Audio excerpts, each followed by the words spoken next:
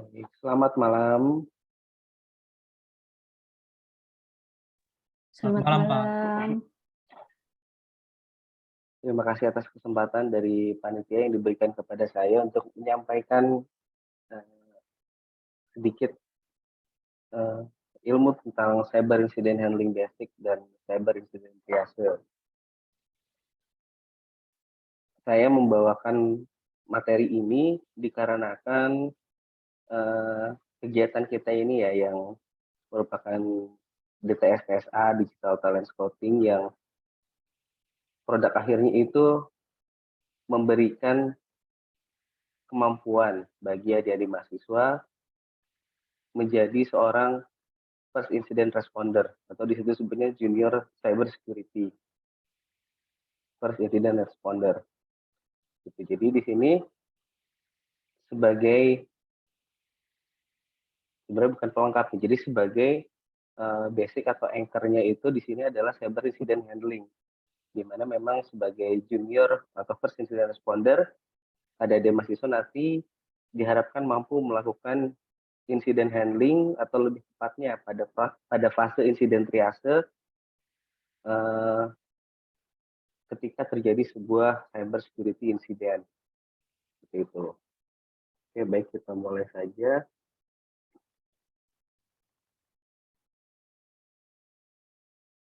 Overview dalam kegiatan mentoring pada malam ini, saya akan menyampaikan dua hal saja ya sebetulnya.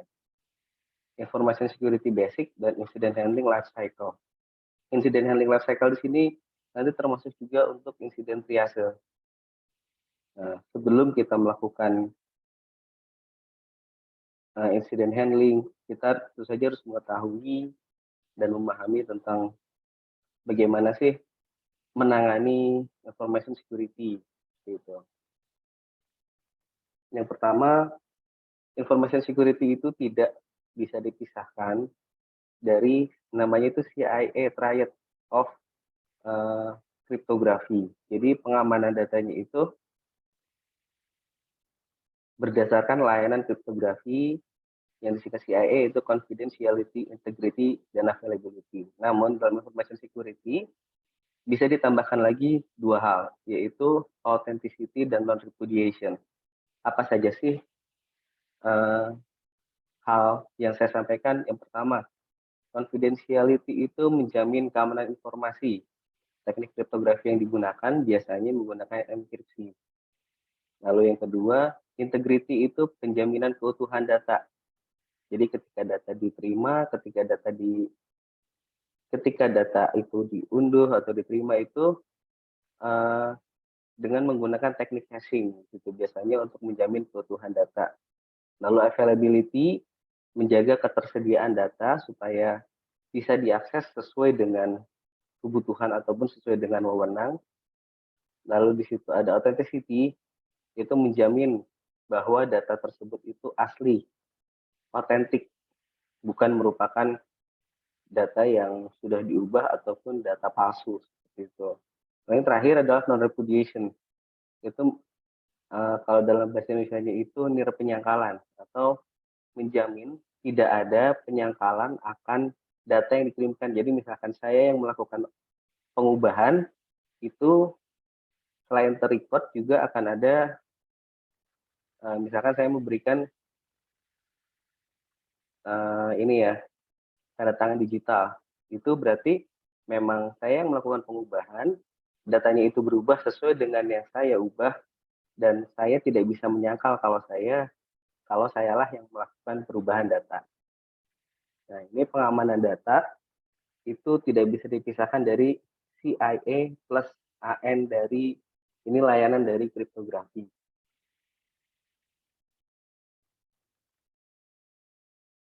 Selanjutnya, di sini itu information itu adalah sebuah aset dalam sebuah organisasi maupun dalam perusahaan.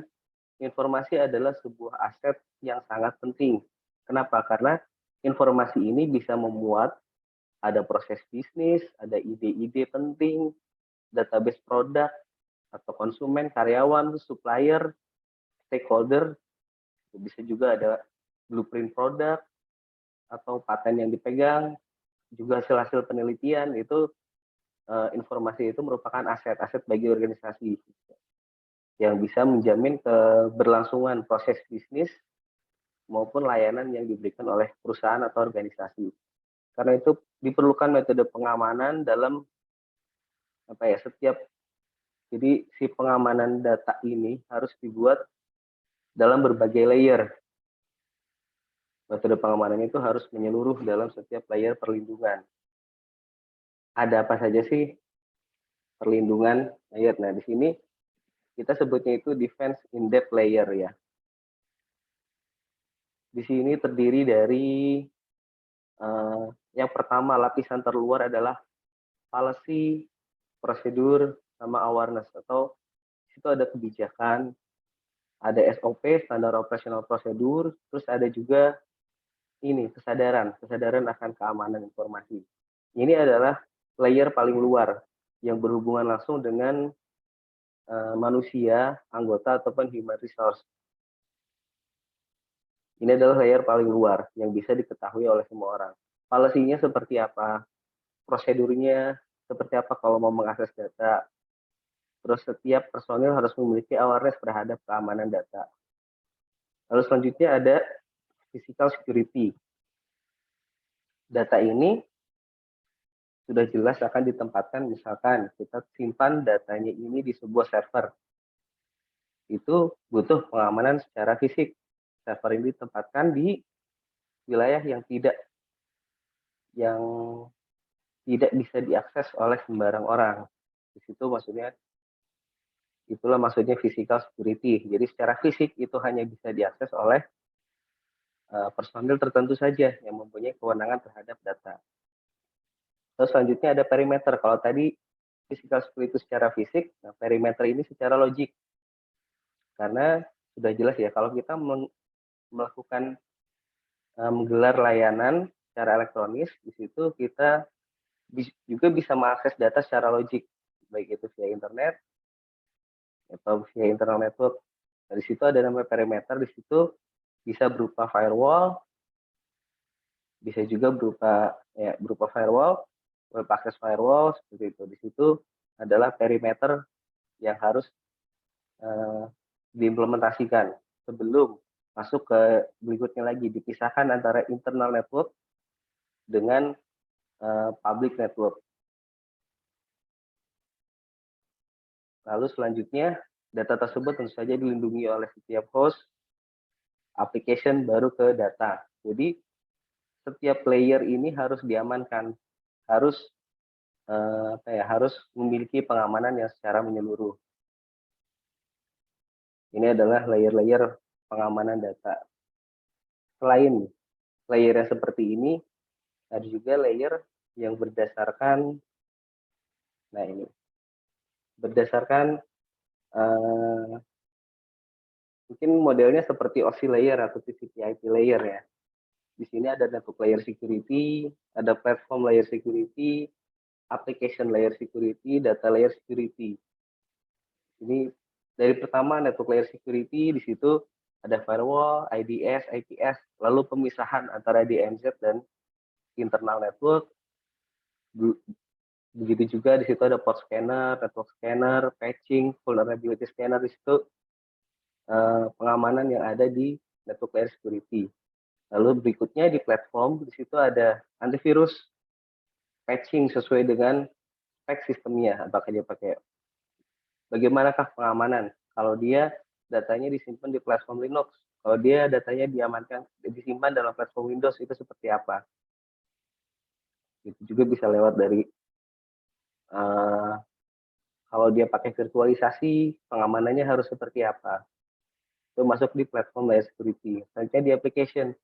Nah, di application di sini ada yang menarik, itu tentang secure coding practice.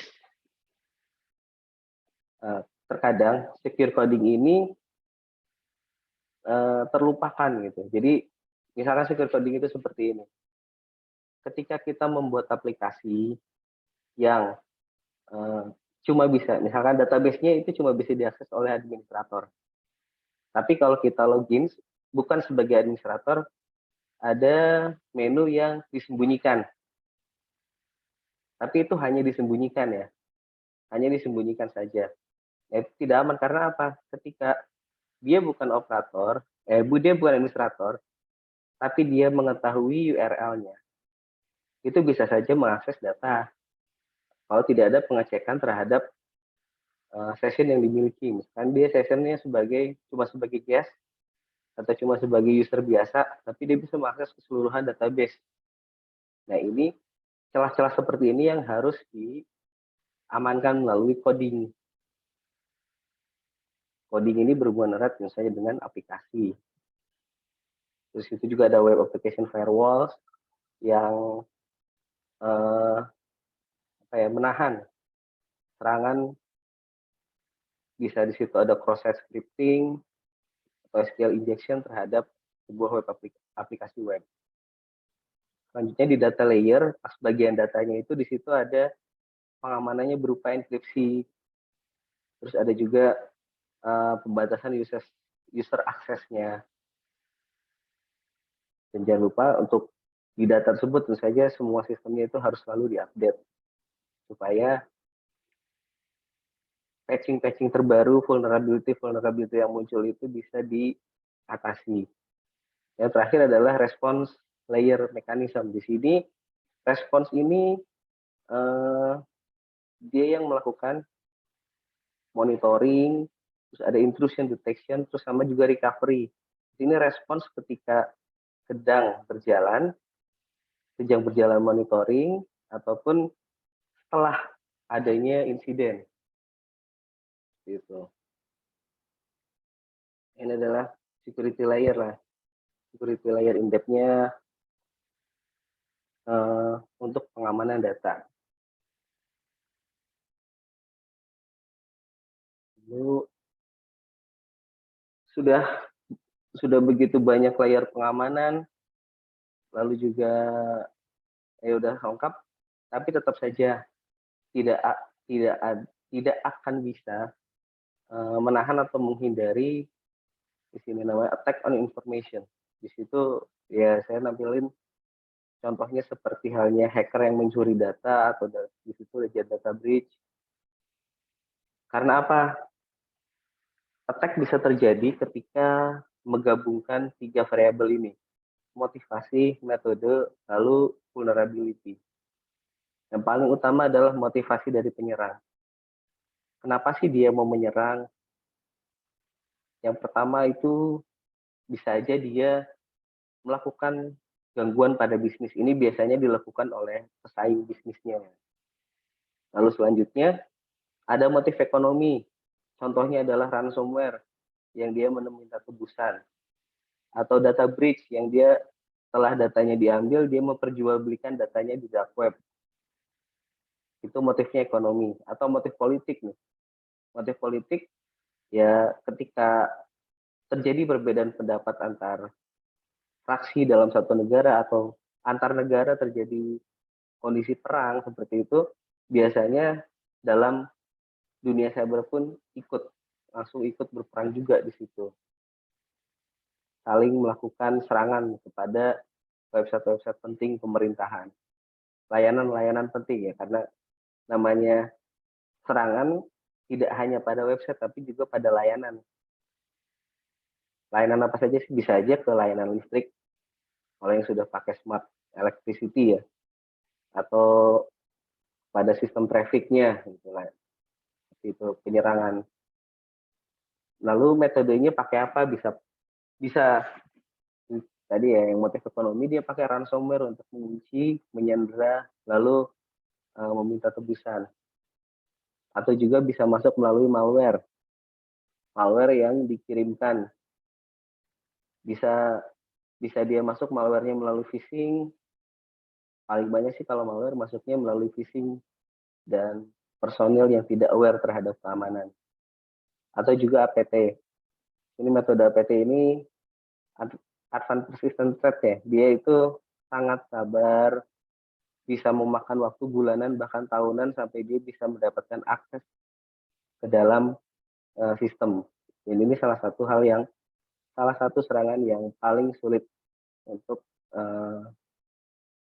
sulit untuk sulit untuk dideteksi. Tapi bisa dideteksi gitu kalau ada hal-hal aneh yang berubah dalam sistem. Nanti bisa diketahui, APT ini bisa diketahui nanti setelah ada perubahan pada sistem. Biasanya seperti itu. Makanya ini harus diamankan sebelum ada yang masuk. Terus terakhir adalah vulnerability, memanfaatkan kerawanan yang ada pada aplikasi atau OS. Nah, sebetulnya selain pada aplikasi atau OS juga ada kerawanan pada manusia.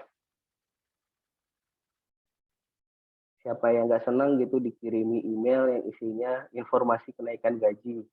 Pas diklik link pengumumannya ternyata bukan pengumuman kenaikan gaji, tapi dia malah mendownload malware dan menjalankan malware. Itu ada kasus seperti itu, ada kasus seperti itu.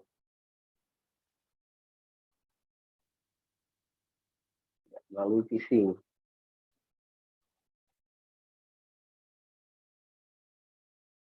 Nah, ini salah satu contohnya ya, salah satu contoh vulnerability yang baru 1 bulan yang lalu sempat saya gunakan juga untuk materi di mentoring di kelompok saya. Ini pas 14 September ini dia masih 0 day vulnerability. 0 day itu ada yang tahu nggak 0 day itu apa?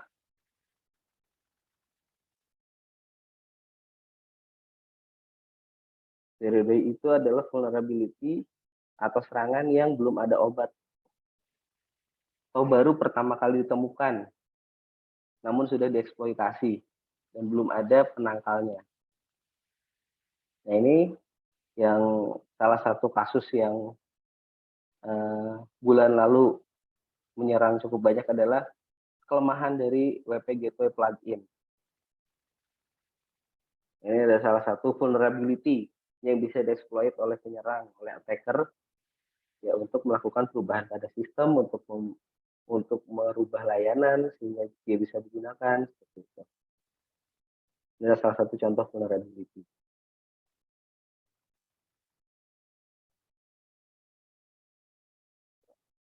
Selanjutnya, ketika layer-layer tadi sudah berhasil ditembus, terjadilah sebuah cyber security incident. Bisa dibilang cyber security incident ini kondisi saat lolosnya malware atau exploit dari berbagai layer security yang tadi sudah dipasang itu, sehingga berdampak pada proses bisnis organisasi. Bisa dia berhenti, bisa dia terganggu, dan juga cyber security incident ini bisa saja merusak atau berdampak negatif terhadap image dari sebuah organisasi. Bisa dicap tidak benar dalam pengelolaan data lah, atau tidak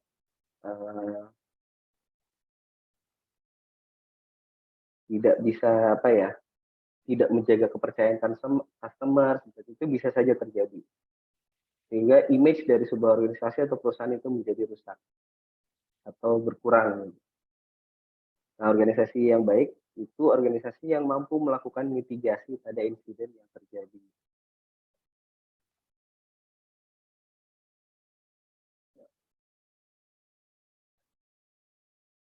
Nah, sekarang baru kita masuk ke cyber incident response, karena namanya cyber incident itu harus direspon dengan tepat. Ini saya menggunakan framework-nya dari NIST 800 ya, yang tentang cyber incident response life cycle. Di sini dibagi dalam 4 fase, yaitu fase preparation atau persiapan, fase detection dan analisis, containment, eradication, recovery, terus post incident activity. Ini framework dari NIST 800 digunakan untuk untuk menjelaskan prosesnya itu, life cycle dari insiden respon itu seperti apa. Yang pertama adalah preparation atau persiapan. Yang paling utama dalam proses persiapan itu adalah manajemen risiko dengan mitigasinya.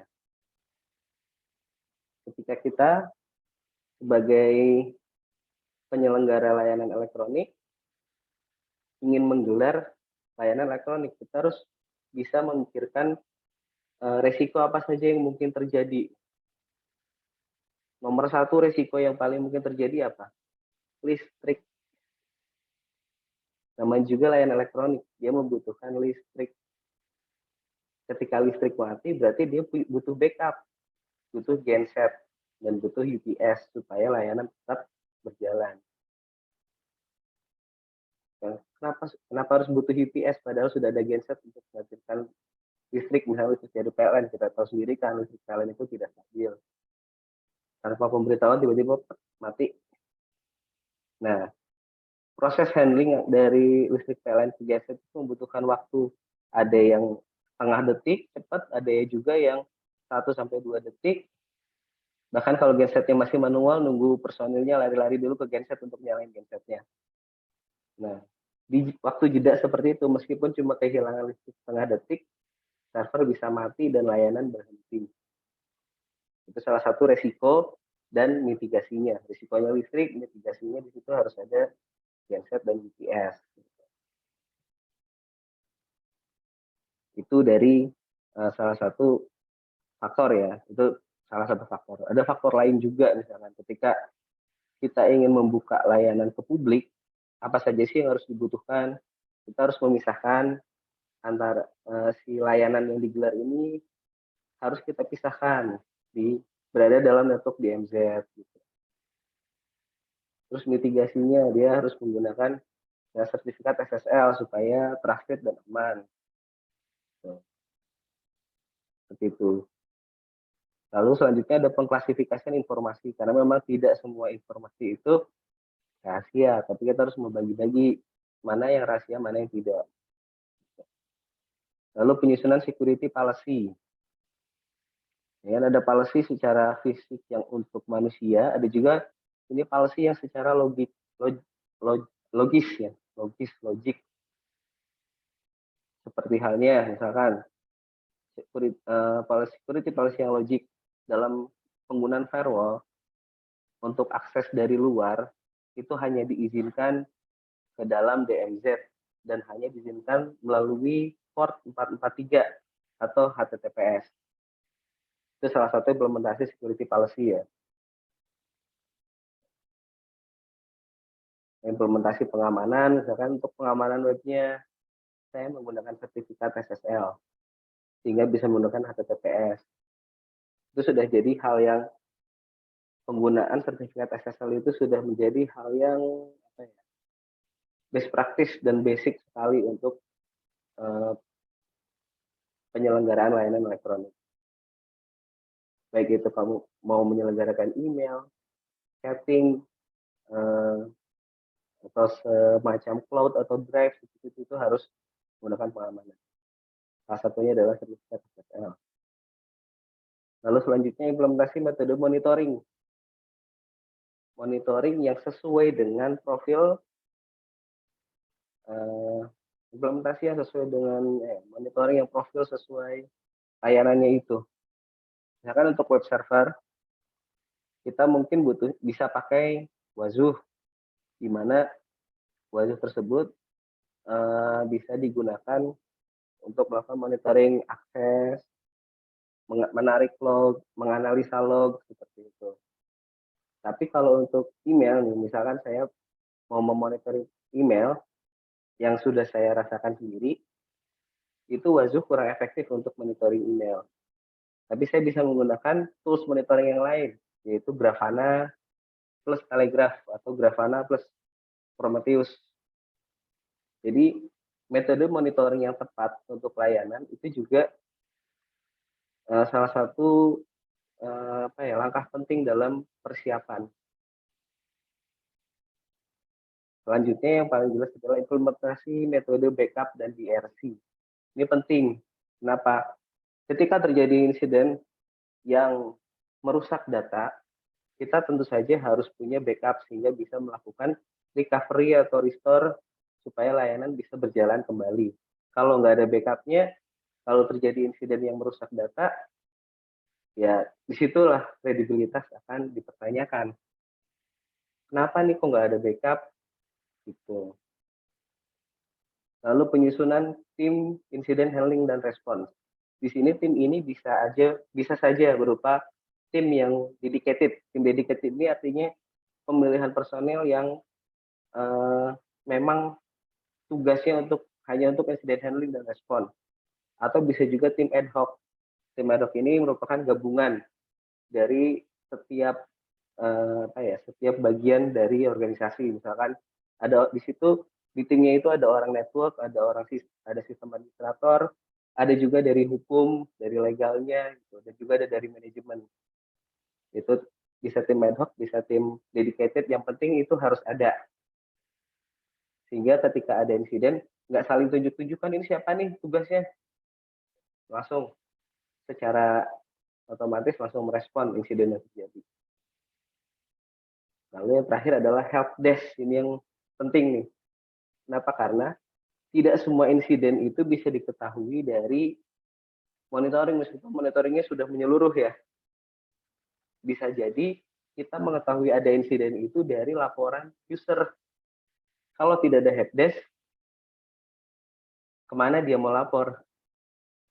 Iya, kalau misalnya organisasinya kecil dan tahu si Anu yang dialah yang megang sistem, jadi kalau ada apa-apa langsung hubungi personil tersebut. Tapi kan kalau organisasi besar, nggak semua orang mengenal kan. Jadi kita harus memiliki help desk. Bisa pakai bot Telegram boleh, bisa pakai WhatsApp bisnis oke, atau kalau misalkan untuk menjangkau lebih bisa pakai website, tidak masalah. Yang penting ada help desk yang tempat menghubungi ketika user menemukan insiden. Ini adalah salah fase di preparation atau persiapan. Sebelum munculnya insiden, ini harus sudah dipersiapkan. Selanjutnya adalah detection and analysis. Detection dan analisis ini, disinilah insiden triase. Triase dalam istilah kedokteran, itu biasa dilakukan untuk mengecek pasien yang masuk UGD. Di situ yang dicek kan kalau ada pasien masuk, dicek pasti denyut jantungnya, apakah dia sadar atau tidak, bagaimana kondisi pernafasan atau ventilation-nya itu, terus apa yang membuat dia bisa seperti itu. Nah, di sini juga sama dalam incident response, fase detection dan analisis. Ini di sini adalah tahap untuk melakukan insiden triase. Bisa dibagi menjadi 4 bagian ya. Pertama bagian analisis dan validasi insiden. Terus ada klasifikasi insiden, penentuan prioritas, lalu terakhir notifikasi. Nah, di sini adalah tugas dari first incident responder di sini, karena pertama kali ada insiden yang dilakukan adalah detection dan analisis di sini. Sama ini prosesnya itu, flow proses dari insiden triase seperti ini. Harus melakukan ketika ada insiden kita harus menggunakan pendekatan yang terstruktur supaya kita dapat merespon secara benar, secara tepat pada insiden tersebut. Lalu tim manajer dari insiden handling dan respon tim ini, manajernya itu dia mengklasifikasikan dan dia mengklasifikasi dan menentukan prioritas dari insiden ini, apakah dia masuknya high, medium atau low level. Nah, yang prioritasnya tinggi harus diselesaikan lebih dulu. Yang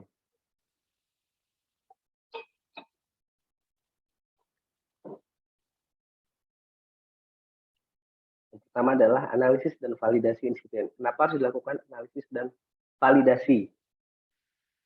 Kata kuncinya analisis dan validasi. Jadi tim insiden respon dan handler ini harus melakukan analisa terhadap, kan ada gejala ya, gejala trouble, gejala isu atau apapun yang timbul, terus harus bisa melakukan verifikasi.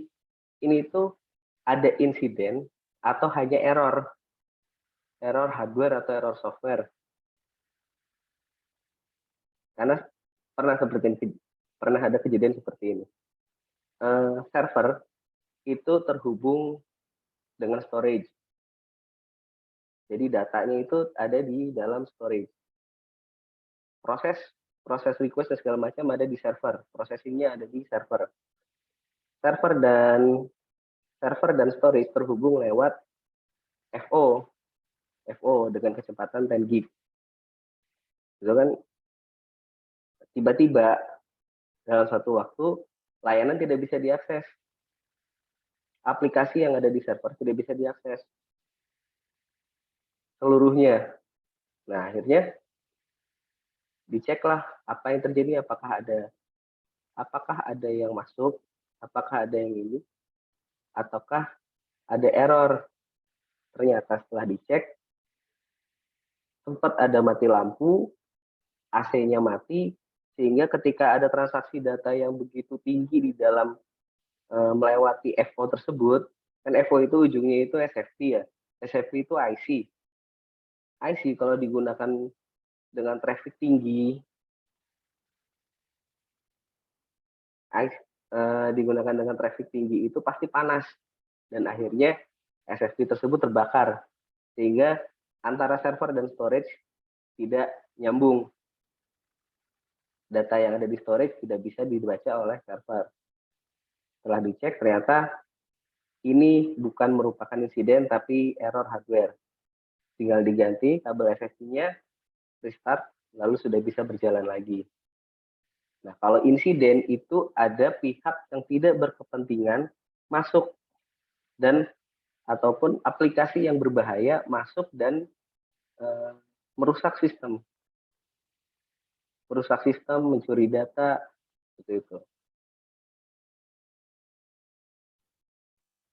Lalu tim itu harus bisa menemukan sumber masalah. Nah, di sini dalam menemukan sumber masalah, jadi saya menyimpan step include ya. Di situ ada log analysis, event correlation, terus network dan sistem profiling. Ini adalah 3 hal yang harus dianalisis oleh tim untuk menemukan sumber dari insiden. Pertama udah pasti kalau misalkan kita pakai monitoring itu ada event. Eventnya seperti apa? Misalkan ada event dia pakai proses scripting yang signaturnya baru dan belum ada di web access firewall yang ada di firewall gitu. Di situ kan berarti kelihatan tuh ada eventnya terbaca oleh CM. Di situ bisa dicek ketika terjadi event tersebut ada lognya nggak? Ada lognya seperti apa? Dia masuk lewat mana? Apa perintah yang digunakan? Gitu. Terus network dan sistem profiling di sini udah jelas ya. Misalkan kita sistemnya pakainya WordPress di Linux, ya kita harus tahu kelemahannya itu apa saja sih, vulnerability yang bisa muncul itu apa saja. Nah di sini tuh penting nih, tahap ini penting karena kita harus menentukan si insiden ini, si attacker ini masuk lewat mana, event mana yang menandakan si attacker ini masuk, log mana yang menyatakan bahwa si attacker ini masuk gitu kan, mana lognya, terus dia masuk melalui vulnerability yang mana. Ini paling gampang kalau di WordPress itu biasanya itu pluginnya yang suka jadi apa ya? Jadi titik masuknya penyerang. Ada plugin yang punya CVE bisa sampai apa ya? Menjalankan web shell exploit. Itu gampangnya kalau WordPress ya. Jadi harus mengetahui si tim ini tuh harus mengetahui dan harus bisa menganalisa. Di sini kan udah jelas ya, apa saja yang harus diketahui. Oleh karena itu, tim incident handling dan respon ini harus memiliki pengetahuan tentang network, OS, pembacaan log, pembacaan alert. Nah ini Jadi incident handling ini dilakukan oleh personil yang dari berbagai disiplin ilmu gitu. Kayak adik-adik sekarang belajar CCNA dan CCNA Cyber Ops itu nggak secara langsung gimana ya? Itu jadi basic ya, jadi basic atau anchor-nya kalau mau menentukan network di situ kan OS-nya logs. Jadi si incident handling ini memang harus memiliki pengetahuan tentang hal-hal yang berhubungan dengan operasional atau pergelaran layanan ini, layanan elektronik yang digelar. Di sini berbagai pengetahuan itu harus digunakan tentang network, tentang OS, tentang pembacaan log, dan menginterpretasikan alert. Lalu selanjutnya, si manajer itu harus melakukan klasifikasi insiden.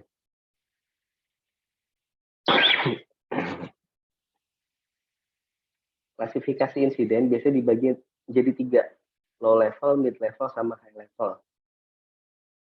Low level itu tidak membahayakan, tidak merugikan, tapi dia penting untuk diperhatikan karena bisa jadi pintu masuk bagi insiden berikutnya.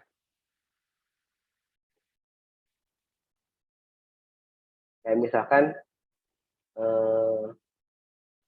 yang itu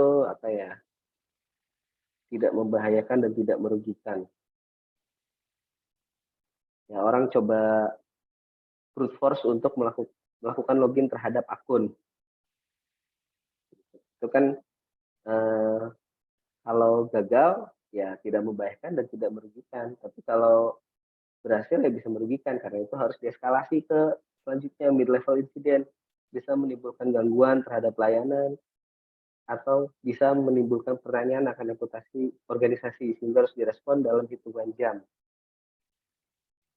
Ya contohnya, saya nggak tahu ya kalau misalnya WhatsApp kemarin itu masuknya insiden atau bukan, karena memang nggak kerja di WhatsApp. Tapi bisa jadi kalau misalkan di sini di mid level incident ini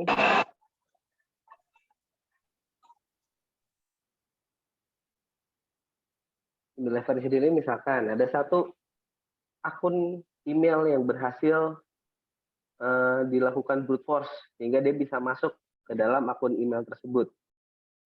Lalu dia setelah bisa masuk ke akun email, dia menggenerate spam, puluhan ribu, ratusan ribu spam. Ini dari kasus yang pernah saya temukan ya. Masuk, terus menggenerate ribuan spam. Ketika email server sudah mengirimkan spam seperti itu udah jelas ya. Pertama, reputasi dari domainnya itu akan masuk ke dalam blacklist.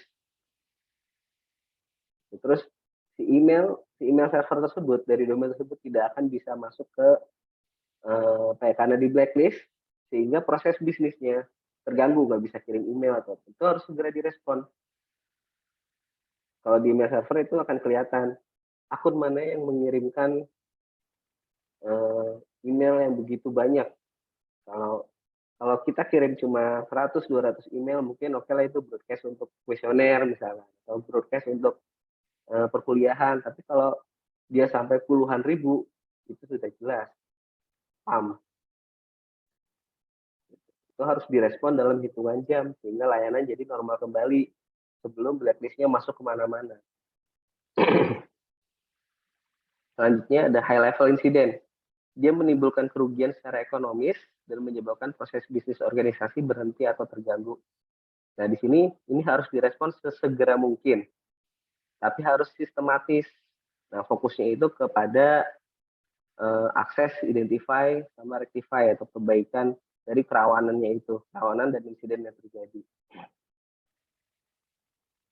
Kalau yang menyebabkan proses bisnis terhenti ya bisa saja misalkan kayak ransomware yang masuk ke dalam sistem rumah sakit yang sudah online, yang di setiap bagiannya itu ya Mungkin kalau ada yang pernah berobat ke kayak rumah sakit besar kayak Siloam, Mitra Keluarga seperti itu, sudah nggak pakai kertas lagi atau bawa-bawa map lagi ke sana sini, cuma tinggal di input di ini nanti dia ke bagian mana, selesai berobat langsung masuk ke farmasi seperti itu.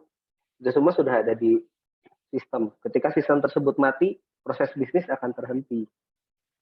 Kalau lagi ada yang gawat darurat itu ya gawat sekali karena data obat, data pasien, penanganan segala macam dokter yang hadir itu jadi tidak bisa diketahui dan hanya bisa diketahui kalau cuma ada di ruangan tersebut saja.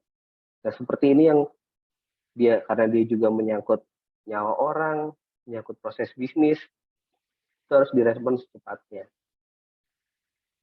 Ini adalah klasifikasi insiden. Selanjutnya ada penentuan prioritas. Nah, kalau untuk penentuan prioritas, di sini yang digunakan landasan utamanya adalah dampak pada proses bisnis dan organisasi. Lalu dampak yang ditimbulkan pada perangkat, bisa bisa di situ ada database, aplikasi, server, network.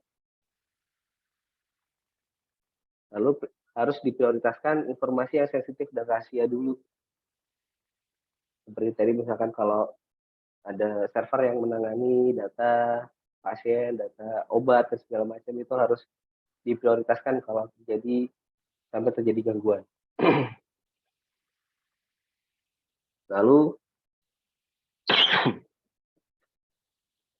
tentukan kemampuan organisasi untuk melakukan recovery kalau ada insiden. Apakah nanti berakibat sama budget, absen layanan, dan reputasi. Jadi untuk penentuan prioritas ini didasarkan kepada dampak. Ini adalah contohnya ya. Salah satu contoh untuk penentuan prioritas berdasarkan dampak. The critical, very high, medium, low, dan irrelevant. Nah, penentuan dampak ini, penentuan prioritas yang berdasarkan pada dampak ini bisa dilakukan di tahap preparation, tahap persiapan yang pertama. Jadi di sini masuk kepada proses risk management dan mitigasi. Karena di sini ada risiko dan berdasarkan dampaknya. Nah, jadi ketika proses insiden, proses detection dan analisis, si pimpinan tim ini dia hanya menentukan berdasarkan guideline yang sudah ada. Oke, yang ini kritikal, ini harus dikerjakan duluan. Oke, yang ini ada 3 insiden, yang satu high, yang satu medium, yang satu lagi low. Berarti yang high kita kerjain duluan. Harus ditangani duluan kalau timnya terbatas. Kalau timnya banyak ya semuanya di-handling dalam waktu yang sama tidak masalah. Jadi penentuan ini bisa dikerjakan pada saat proses risk assessment dan mitigasi di situ. Jadi nanti pimpinan tim hanya tinggal menentukan. Nah, terakhir notifikasi. Notifikasi insiden ini apakah dia berhubungan dengan dengan pihak yang berkepentingan yang lain, pada CTO, CIO, CEO atau tim eksternal sama public relation, karena ada insiden yang kita harus berkoordinasi, misalkan yang berhubungan dengan stakeholder, berarti kita harus menotifikasi ke stakeholder tersebut, tentu saja ya kalau sudah di-ACC oleh pimpinan tim dan juga manajemen yang terkait.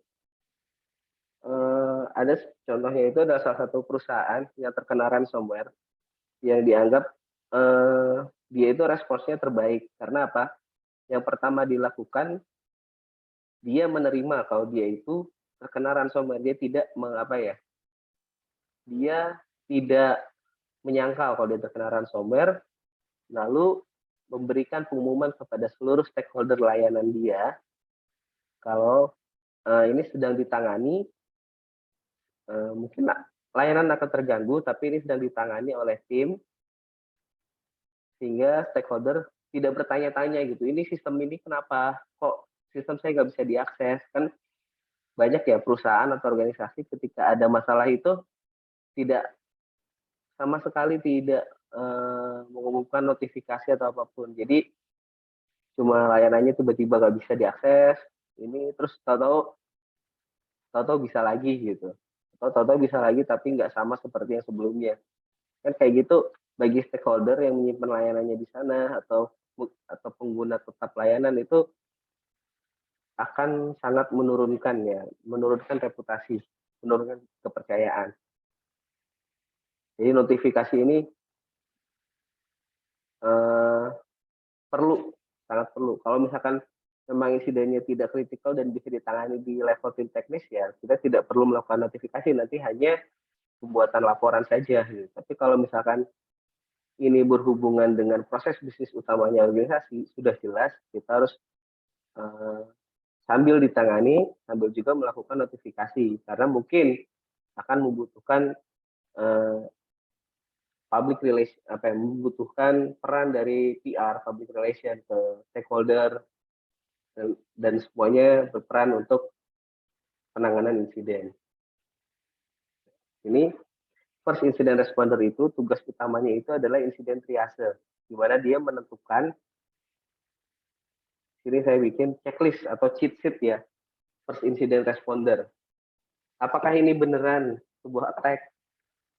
Gitu. Lalu attack-nya berhasil atau enggak?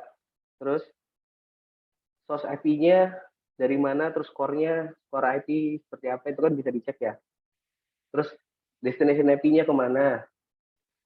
Threat feed-nya, skornya itu vulnerability skornya seperti apa? Ada user account yang yang sudah bisa compromise sebelum, aset apa saja yang sudah compromise, terus vulnerability apa yang terhubung, yang punya hubungan dengan ini, dengan insiden ini. Lalu apakah ada event yang berkaitan dengan event lain, artefak lain, aktivitas apa saja yang dilakukan oleh attacker, terus bagaimana organisasi harus merespon terhadap attack ini. Nah, di sini kan berarti sini saya buatkan ini checklist atau cheat sheet ya untuk first incident responder, apa saja yang harus dilakukan, apa saja yang harus diketahui sebelum dilakukan eskalasi ke tim teknis kah atau ke pimpinan tim. Di sini kan justru di sini harus ada pengetahuan ya, bisa baca PCAP, karena kan uh,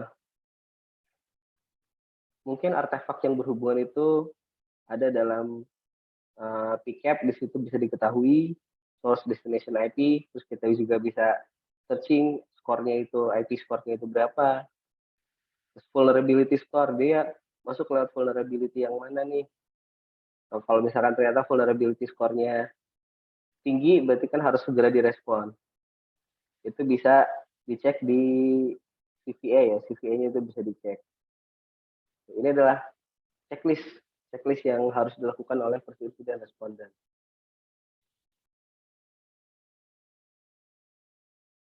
Ini buat kalau ini skor untuk checklist ini. Oh, kalau skor ya. Kalau skor ini ada di ini. Bisa cek reputasi IP. Cek reputasi IP, Google ya. Cek IP reputation itu bisa dicek di situ. Kalau misalkan dia memang sering melakukan serangan atau sering ada anomali dari IP tersebut, itu bisa keluar IP skornya itu berapa. Di situ sahabatnya insiden responder adalah Googling.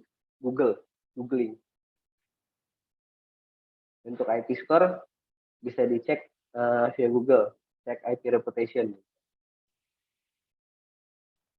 Karena secara berkala, saya pun mengecek IP public dari semua layanan yang saya gelar. Jadi selalu dilakukan cek reputation, apakah masuk blacklist atau tidak, apakah masuk IP address yang melakukan anomali atau tidak. Gitu.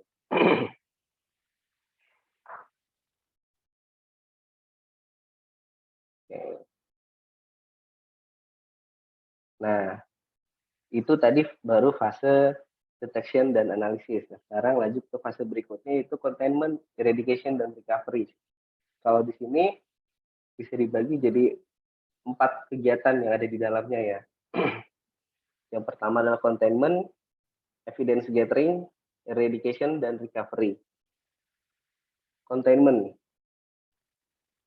Ini kalau ada yang lihat ikonnya mungkin ada yang familiar dengan SCP, Secure Contain and Protect. Nah, di sini containment. Di sini itu menjaga TKP, lalu mencegah eskalasi dampak dari insiden. Dibutuhkan berbagai peran sesuai dengan insiden yang terjadi. Bisa beberapa tim yang dilibatkan ya, tim teknis, manajemen, atau legal. Karena tidak semua, misalkan nih, terjadi insiden dalam sebuah VM. Kalau misalkan insidennya di PC kan kita tinggal cabut aja atau matiin apa ya, network interface-nya dimatiin, atau kalau dia pakai kabel kita cabut saja kabelnya supaya tidak menyebar di network. Tapi kan kalau misalkan insidennya itu di VM, kita nggak bisa main cabut kabel networknya untuk mencegah dia menyebar lewat jaringan. Karena VM itu menggunakan network dari host. Berarti kita harus menotifikasi ke tim teknis gimana nih caranya memutuskan network si VM supaya insiden ini tidak ada kemungkinan untuk menyebar lewat jaringan. Itu. Nah, di sini ke tim manajemen atau tim legal, misalkan kalau legal itu ini berhubungan dengan paten atau enggak gitu, berhubungan dengan legalitas perusahaan, atau ada tindakan hukum, ada tindakan melawan hukum enggak di dalam ini, sehingga membutuhkan tim legal, tim manajemen untuk melakukan containment. Tapi kalau misalkan memang bisa secara di tim teknis saja, itu bisa dilakukan oleh tim teknis saja. Containment di sini mencegah terjadinya perubahan pada TKP dan mencegah si insiden ini berlanjut. Seperti halnya malware atau worm atau virus yang bisa menyebar lewat network tanpa aksi dari user misalnya. Itu kan berarti begitu ada ini terbukti harus langsung diputuskan akses networknya. Selanjutnya adalah evidence gathering. Proses ini menyimpan bukti digital untuk proses yang lebih lanjut, apakah akan masuk ke pengadilan atau tidak. Nah, digital forensik itu sangat kental dalam proses ini. Karena apa? Evidence gathering ini di sini mengamankan log, terus mengamankan, misalkan ya, terjadi serangan ransomware terhadap satu PC ini misalkan. PC-nya misalkan PC pimpinan gitu. Nah, di situ kan jangan sampai salah melakukan handling sehingga buktinya justru malah hilang. Kalau ada PC atau laptop terkena ransomware itu tidak boleh di-restart. Karena apa? Bisa jadi kunci untuk melakukan enkripsinya itu masih tersimpan di RAM.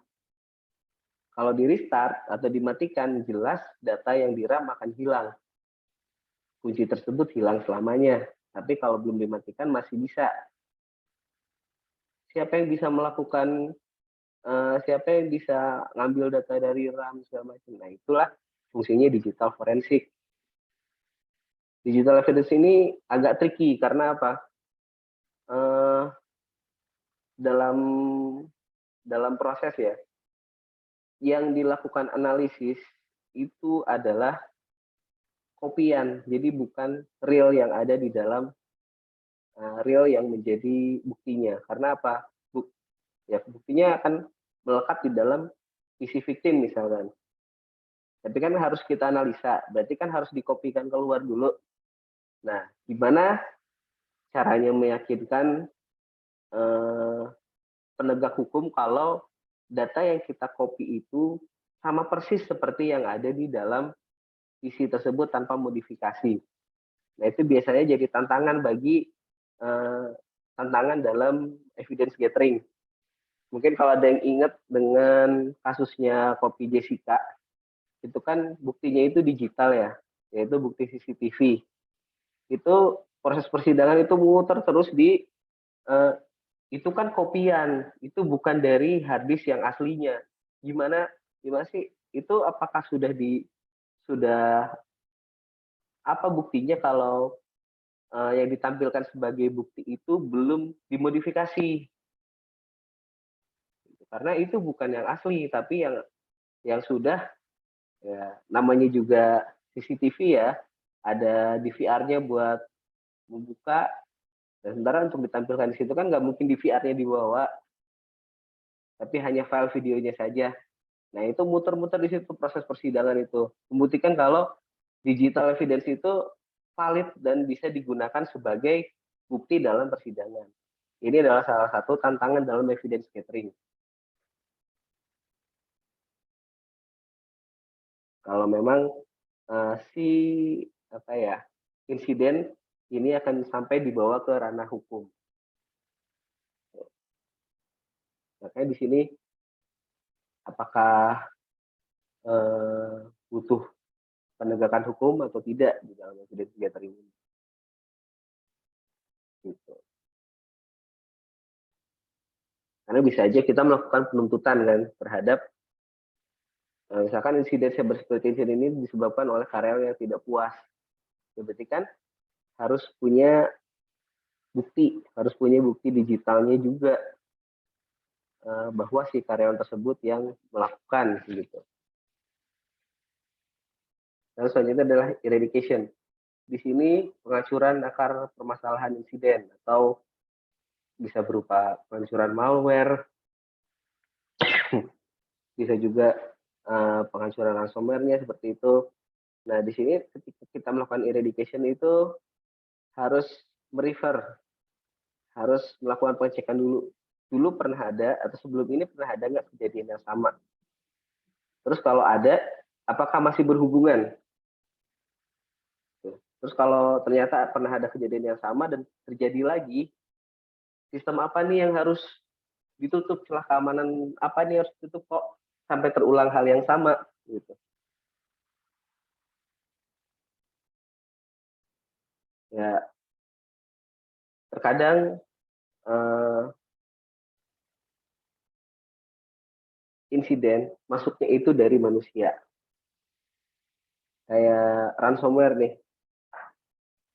Saya pernah nanganin ransomware yang dia apa ya? Dia jalan karena personel tersebut mau install aplikasi MS Office lalu pakai keygen. Ternyata keygennya itu adalah ransomware. Sehingga data satu bagian yang ada di drive terenkripsi. Ya kan? Kayak gitu dia lewat personil. Eh, setelah itu kejadian lagi. Ada PC yang terkena ransomware. Untungnya tidak auto update sehingga file yang ada di drive atau di cloud itu nggak ikut terenkripsi kejadian keduanya. Padahal temennya sudah kena ransomware, tapi ini yang satu lagi masih kena juga. Itu masuknya dari manusia, itu yang paling sulit. Maka itu salah satu cara yang dilakukan untuk menutup celah dari manusia itu melakukan apa ya asistensi, melakukan sosialisasi secara berkala gitu. Gimana sih cara penggunaan internet yang baik dan benar supaya tidak aplikasi apa saja berbahaya kira-kira gitu. Jadi supaya tidak jatuh dalam lubang yang sama. Kalau celahnya merupakan celah digital ya mungkin bisa bisa kita tutup melalui tools ya, tools aplikasi dan juga kita lihat CVE score semacamnya dan supaya kita bisa melakukan penutupan celah. Ini eradication ini harus sampai ke akarnya jadi supaya tidak ada kejadian berulang. Dan terakhir recovery. Nah, kalau recovery ini harus setelah permasalahannya itu selesai. Jadi setelah proses eradication-nya itu komplit nih, semua ransomware, malware-nya yang penyebab insiden ini sudah hilang, baru kita lakukan restore. Itu pun kalau ada data yang rusak, restore dari backup. Tapi kalau misalkan tidak, kita tinggal restart sistem. Emang ada insiden yang tidak menyebabkan kerusakan data? Ada. DDoS, serangan DDoS itu tidak menyebabkan kerusakan data. Dia hanya menyebabkan web server mengalami hang up. Tapi kalau misalkan DDoS itu tidak ditangani sesegera mungkin, dia bisa menjadi celah untuk masuk ya lewat bisa dari DDoS nanti nyambungnya ke buffer overflow. Gitu. Habis itu masuklah attacker. Tapi kalau misalkan hanya berhenti di DDoS saja, itu tidak akan menyebabkan kerusakan data ya. Karena sempat ngalamin juga DDoS, ya kita tinggal restart sistemnya aja, restart servisnya aja. Dan lewat firewall diketahui yang DDoS itu dari mana saja, lalu kita blok. Seperti itu. Kalau misalkan ada data yang hilang, ada data yang rusak, bisa bisa dilakukan backup. Nah, itu di tahap preparation atau di tahap persiapan harus sudah ada backup. Terakhir adalah post incident. Yang paling utama di post incident adalah dokumentasi secara lengkap. Pelaporan dan dokumentasi. Mulai dari dia masuknya dari mana, penanganannya seperti apa, konklusinya seperti apa, celah apa yang ditutup. Itu harus lengkap di dokumentasi insiden. Siapa saja yang terlibat, IP mana saja yang terkena, di segmen mana dia kena, lewat aplikasi apa dia kena, itu harus lengkap untuk dokumentasinya. Lalu yang kedua adalah lesson learned. Intinya adalah ambil hikmahnya untuk pembelajaran atau persiapan di masa yang akan datang, supaya jangan sampai kejadian yang sama terulang lagi. Dan evaluasi penanganan insidennya, apakah sudah cukup efektif, apakah solusi yang digunakan itu sudah cukup menutupi celah keamanan, apakah komunikasinya, public relation-nya itu, kalau ada butuh public relation itu, public relation apakah sudah tepat, gitu. Apakah masih ada stakeholder yang merasa dirugikan, apakah masih ada stakeholder yang yang belum bisa menerima solusi yang diberikan, kayak gitu. Jadi ini life cycle. Dari sini setelah ada evaluasi, lesson learn, dokumentasi, itu masuk lagi ke persiapan. Nah, di persiapan itu kita tambahkan apa saja yang masih belum masuk berdasarkan insiden yang sebelumnya. Gitu. Di sini ini adalah basic dari incident handling ya, karena saya sampaikannya itu berupa resume atau ringkasan, karena kalau memang secara detail tidak akan cukup waktu 1 jam untuk menyampaikan. Silahkan kalau memang ada yang ingin ditanyakan.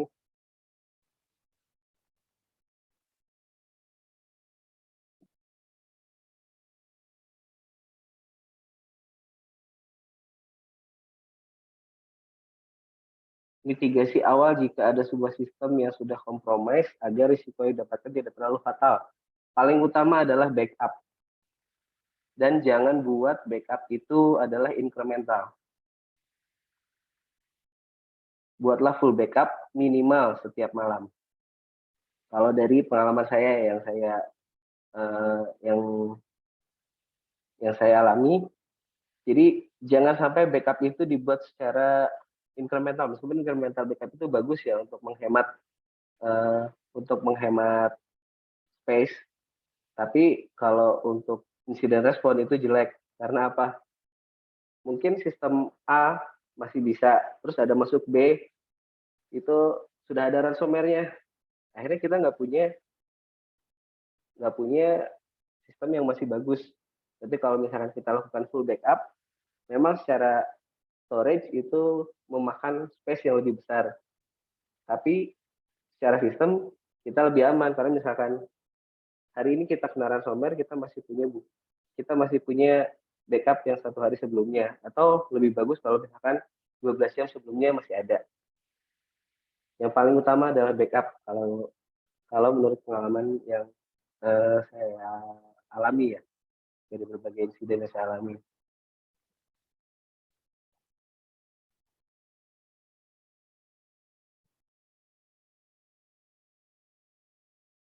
Bagaimana Mas Hendra?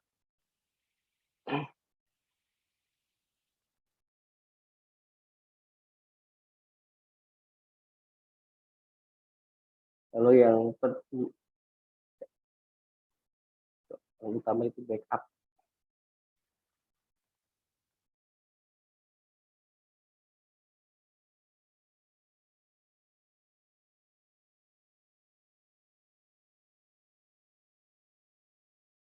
Untuk backup juga bisa kita analisa mana sistem yang transaksinya tinggi sehingga membutuhkan backup yang lebih rapat waktunya.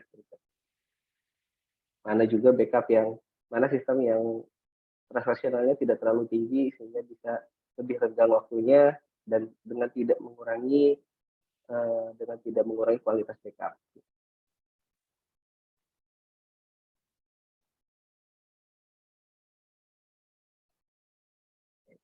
Silahkan kalau misalkan ada yang mau lagi diskusi.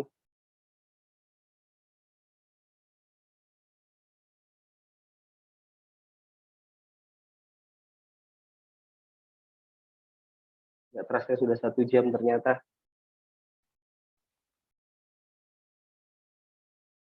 Tim incident handler, seremonial dan publikasi ke media. Uh, kalau menurut saya sih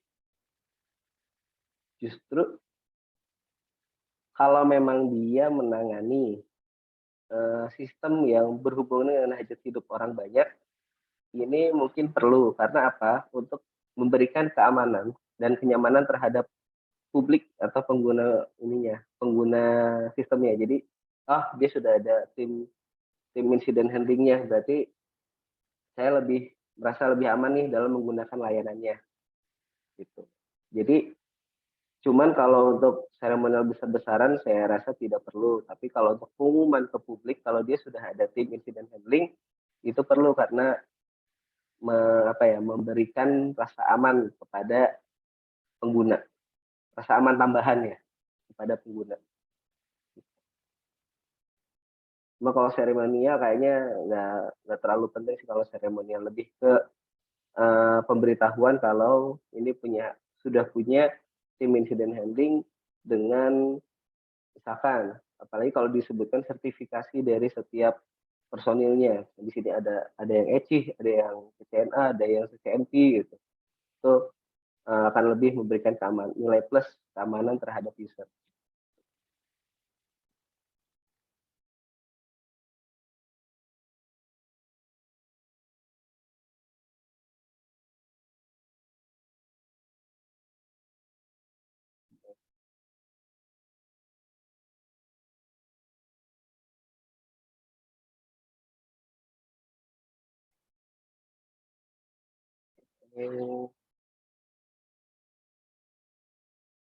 Baik, mungkin karena waktunya juga sudah 1 jam lebih ya.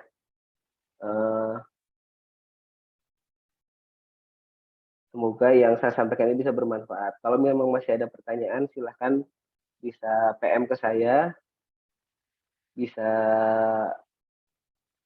nanti bisa ditanyakan ke Helpdesk kelas B untuk kontak saya atau ke panitia untuk kontak saya. Silahkan bagi yang ingin berkonsultasi saya terbuka gitu. Yang ingin sharing pengalaman saya juga terbuka gitu untuk saling komparasi. Kalau di saya ini seperti ini, di saya seperti ini gitu, tidak masalah, silahkan. Terima kasih atas perhatiannya malam ini. Semoga apa yang saya sampaikan bisa bermanfaat dan membuat peserta magang ini nggak lagi mengawang-awang first incident responder itu seperti apa gitu. Tugasnya itu ngapain. Nah, ini adalah tugasnya. Terima kasih atas perhatiannya. Saya tutup. Selamat malam. Wassalamualaikum warahmatullahi wabarakatuh. Waalaikumsalam warahmatullahi wabarakatuh. Terima Terima kasih, Pak. Mas. Baik. Waalaikumsalam warahmatullahi wabarakatuh.